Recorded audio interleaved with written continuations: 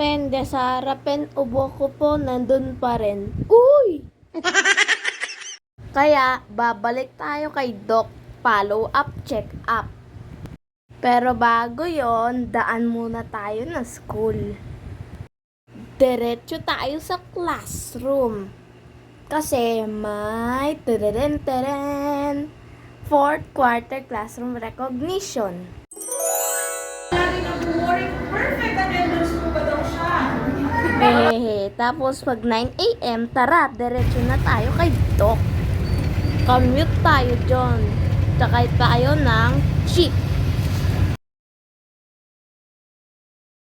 O, ayun, papasok na ako doon. Tapos nun, ikakat yung video kasi bawal mag-video sa loob. Tenen.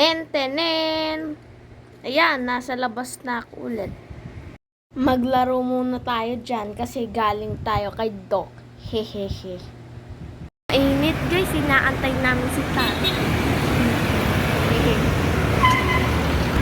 Pamela 1.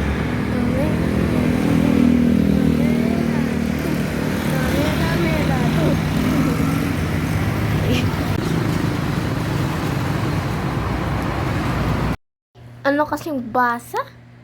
Pampanga EENT. Oh, medyo naiinip na po tayo yata dyan. Iniintay si tatay. Wala pa eh. To the left, to the right.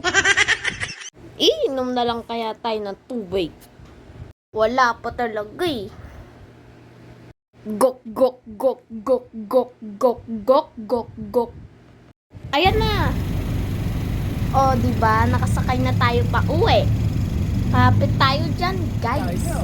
Nabay na po kami ni tatay na umuwi kasi po mainit. Ay, talaga.